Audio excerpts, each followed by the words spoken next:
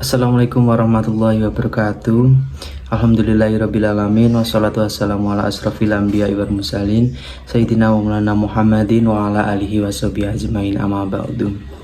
Pertama-tama marilah kita panjatkan puji dan syukur kehadirat Allah Subhanahu wa taala yang telah memberikan melimpahkan rezeki untuk kita semua. Salawat serta salam kita tujukan kepada Nabi junjungan kita Nabi Muhammad SAW yang telah kita nanti-nantikan syafaatnya di yaumul akhir kelak. Baik, sebelumnya kami dari kelompok 3 ingin berpresentasi mengenai penilaian eksternal.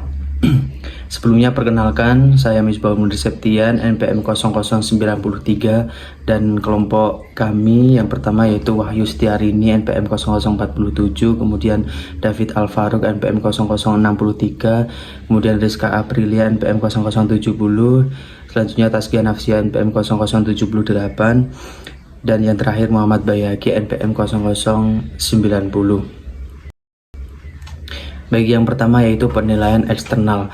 Jadi nilai eksternal itu merujuk pada faktor-faktor di luar organisasi yang dapat mempengaruhi keberhasilan strategi sebuah perusahaan.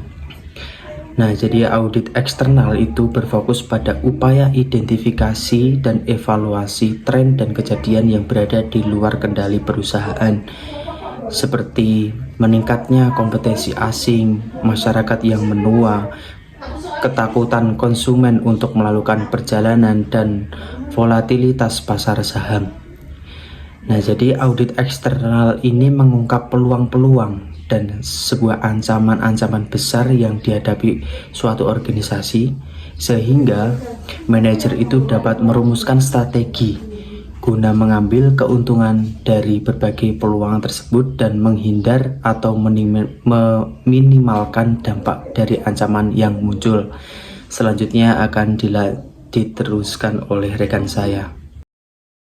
Hakikat audit eksternal tujuannya adalah untuk mengembangkan sebuah daftar terbatas dan peluang yang dapat menguntungkan sebuah perusahaan dan ancaman yang harus dihindarinya.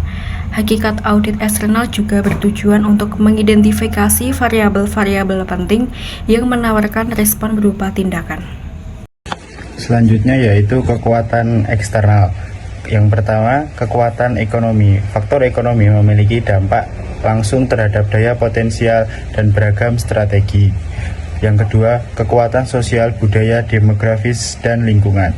Perubahan sosial, budaya, demografis, dan lingkungan memiliki dampak yang besar atas semua produk, jasa, pasar, konsumen, organisasi kecil, besar, laba, nirlaba di semua industri dikejutkan dan ditantang oleh peluang ancaman yang muncul di lingkungan variabel sosial, budaya, demografis, dan lingkungan.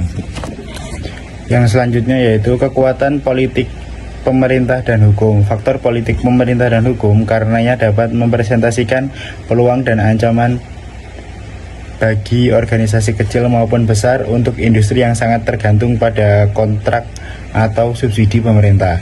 Yang selanjutnya kekuatan teknologi. Perubahan dan penemuan teknologi yang revolusioner memiliki dampak yang dramatis terhadap organisasi.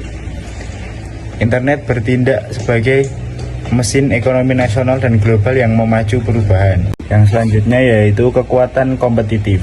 Salah satu bagian penting dari audit eksternal adalah mengidentifikasi perusahaan pesaing dan menentukan kekuatan, kelemahan, kapabilitas, peluang, ancaman, tujuan, dan strategi mereka.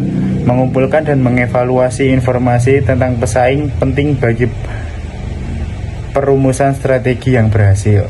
Selanjutnya akan diteruskan oleh rekan tim saya. Selanjutnya ada proses melakukan audit eksternal. Proses melakukan audit eksternal harus melibatkan sebanyak mungkin manajer dan juga karyawan. Keterlibatan di dalam proses manajemen strategis dapat mengarah ke pemahaman dan komitmen dari para anggota organisasi. Untuk melakukan audit eksternal, sebuah perusahaan harus terlebih dahulu mengumpulkan intelijen kompetitif dan juga informasi mengenai berbagai tren ekonomi, sosial, budaya, demografis, lingkungan, politik, pemerintahan, hukum, dan juga teknologi. Seseorang bisa diminta untuk memonitor beragam sumber informasi seperti majalah, jurnal industri, dan surat kabar penting. Mereka dapat mengumpulkan laporan pemindaian periodik kepada komisi manajer yang dipercaya untuk melakukan audit eksternal. Pendekatan ini menyediakan arus informasi yang tanpa henti dan repar waktu serta melibatkan banyak individu dalam proses audit eksternal. Begitu informasi tersebut terkumpul, informasi harus disesuaikan dan dievaluasi. Satu atau serangkaian rapat manajer dibutuhkan untuk secara bersama-sama mengidentifikasi peluang dan ancaman yang terpenting yang dihadapi oleh suatu perusahaan. Selanjutnya yaitu ada kunci faktor-faktor eksternal. Terdapat beberapa faktor eksternal. Yang pertama yaitu penting untuk pencapaian tujuan jangka panjang dan tahunan. Yang kedua yaitu terukur. Yang ketiga bisa diterapkan untuk semua perusahaan saingan.